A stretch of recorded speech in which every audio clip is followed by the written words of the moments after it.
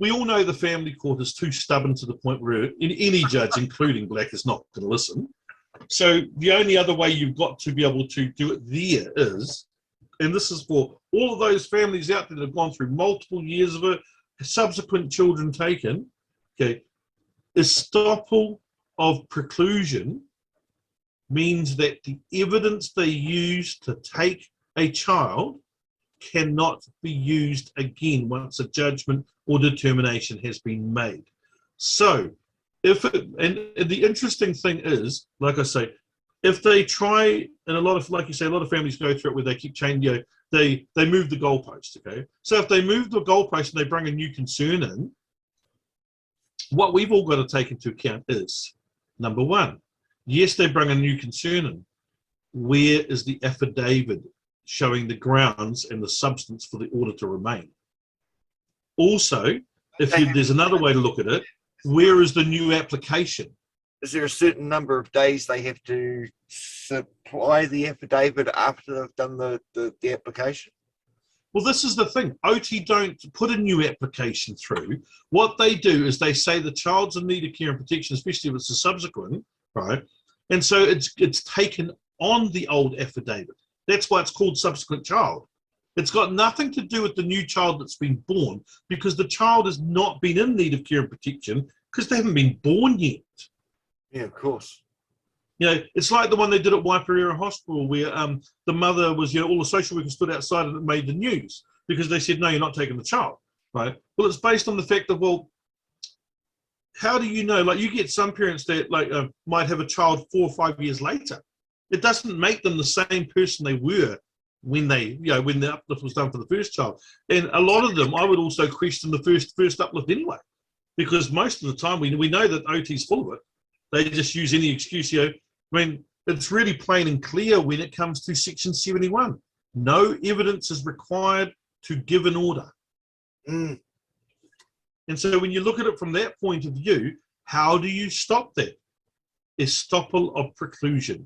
You cannot use the evidence that was contained in the last lot of proceedings as it has received a judgment or determination. And doing that, like I said, I've only just confirmed this on Friday, but going by that, what it means is that, okay, every bit of evidence they've been using against parents for years and years and years, okay, and the evidence never changes. We've got one child in care, we'll just keep using that same thing to keep the review going and do a 135 plan review. However, what I don't think a lot of parents realise is, and I only just came to realise this, when was it? Wednesday, when we went to the family court hearing, when the review is a request to carry the order on. Even though I know it's called a review, right?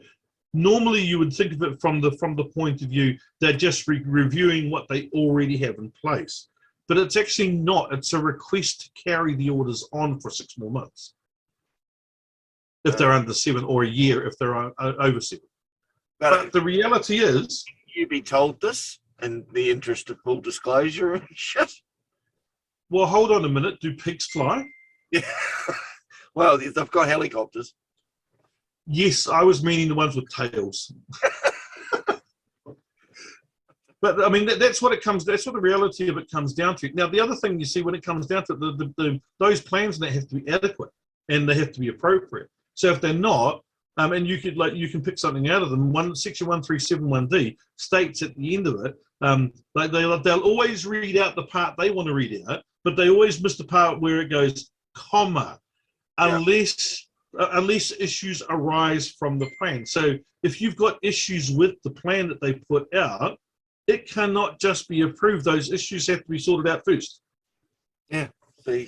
So all these spanners in the works and complaints that people are bringing up in family group conferences, they shouldn't be continuing until that shit. Oh yeah, I mean, I've sat in on a couple of those now, and just the look on lawyers' faces when you start quoting different sections of the Act and asking them, you know, like for instance, okay, person's got a Section 31 under the care of children in play, yet they're doing an Oranga Tamariki 178. When you query why is it not a 133, and they go, oh, because it's an OT proceedings. No, it's not. It's still a care of children proceedings. What makes you say that? The no orders have been granted under the OT Act. So therefore, it's still a care of children proceedings. The fact that they've filed, yes, they've filed, but it hasn't moved from a care of children proceedings yet. I think if you go and check on the file, you'll actually find it's still there. Because the care of children's where the initial. That's just the one where you got your parents on it. But the OT Act, like they'll turn around and they always make they'll always make a Section 68, which is a care and protection application. Yep. Right. So you what ends up happening is you get the 68, and normally they'll start off with a 78-1, which is an interim order, and a 110 AA. It's under the OT Act or COCA? OT. Okay. Yeah. So they normally under OT they'll normally start out with a Section 68, which is a care and protection application. Right. Yep. And then they'll also put with that a Section 78-1, which is an interim order. Okay, because that's how it always starts. It's got to start in that particular manner, unless they decide they need urgent orders, and then they'll turn around and do a Section 39, place a safety warrant to uplift the child, and then they've got to go back to the court within 5 days to be able to say to the court, I've got the child. But then, and just in reading, like I've been just refreshing my memory lately, and when you look at Section 39, Section 45, because Section 39 gives the uplift power, right, for the warrant. However, the warrant on it does state halfway down the page, the person executing the warrant must believe that the child they're seeing in front of them at the time is in need of care and protection. If not, it's not an uplift warrant. It's simply like we get the police to do a safety check. Yeah, welfare check. Yeah, so until such time as the person in front of them believes, yes, that child's in need of care and protection, it is not an uplift warrant at all. So the child sound asleep in the cot isn't in need of care and protection because the sound asleep. Yep, and so what that means is, yes, you've issued the warrant. Yes, you've taken a look at the child to ascertain whether the child's in need of care and protection at the time you see them. If the child's asleep, get your ass back out my door and bugger off. Exactly right. Exactly right. And it does, just for those out there that I've been watching a couple of videos where they're saying that they go through their cupboards. The social worker checks their cupboards and checks the rooms and everything like that. They do not have the ability to do that. They are there to check, does the child need care and protection? Nowhere on the warrant does it turn around and state, go and check the cupboards. Have they got enough food? Have they been doing the washing? Are the beds made?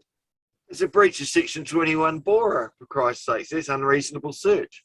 Yep, exactly. And so therefore, the other thing where you get them on there, okay, is the minute you enter into New Zealand BORA, Section 11 and above, you state what I did the other day on the High Court. They were talking about security costs, and I said, well, under 27.1 of the BORA, I've got the right to be heard. And the judge said, okay, so he asked me about the other cases that were there, and I said to him, well, the reason they were taken up higher is because I didn't even get a day in court. You've got a right to be heard. And he goes, yes, that's correct. And I said to him, yes, I'm aware also that it's subject to Section 4 and 5 of the New Zealand BORA. And to this date, nobody has justified the limitation on my right to be heard. So anything Section 11 and above, if you're using those sections, state to them, how are you justifying the limitation you are putting on my rights? So how you talk about Section 14, and they say, no, you don't have the right to do that. How are you justifying that? Section 4 and 5 says you must justify it. Yeah. I get you can limit my rights if it's not 8, 9, and 10, but just justify them, please. Justify the limitation. It's here like that was something I wasn't aware of until a little while ago either. But it's all these sort of little things that if people get to be aware of them, they might start using them. It's like, okay, so you know how you've got that, I think it's the Section 14 where you can move about, or there's a movement one. Okay, you could literally turn around. 18, I think. Sorry, what was that?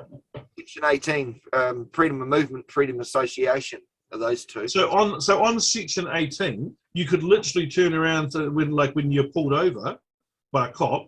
So can you explain your justified limitation on Section 18 of the New Zealand BORA? Because I see no justified limitation in you pulling me up. If they turn and say, oh, I've just pulled you up for a vehicle check, that doesn't justify you pulling me up. Under the land transport, it does. Not under the New Zealand BORA, it doesn't. Yeah. Section 113 of the Land Transport Act's what we all get told, isn't it? 114. Yeah, and then you can always turn around and say Section 18 and Section 27.1. and now please justify the limitation as to why you pulled me over. Yeah, as per 4 and 5. Yeah.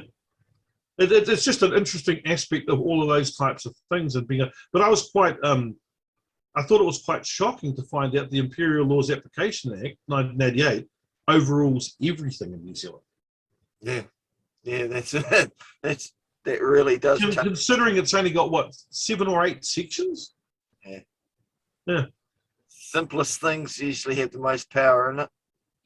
Well, and that's the thing. But the interesting thing about it is it's implementing those, knowing about them and implementing those simple things. That's what makes the difference. Well, I look forward to your generic document that I can go put out there everywhere.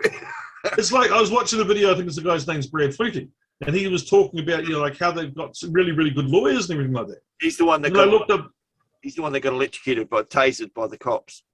Yeah, but he's got that professional McKenzie friend helping him.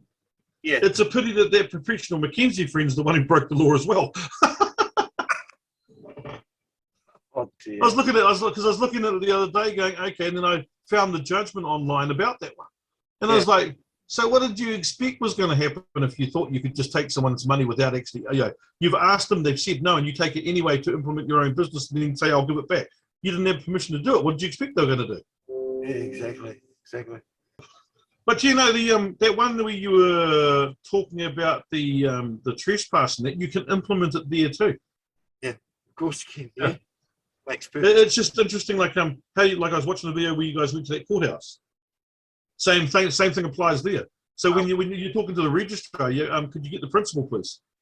Yeah. What principal? The principal that you're the agent of. Well, they're not here. Oh, well, looks like I can't deal with anyone. Bye bye. Yeah, nothing can be sorted. Yeah. Makes perfect sense. All right, bro. Well, good. I will leave it, and I'll catch up with you soon, no doubt. Have a good one. See you later. See you, man. Thank you.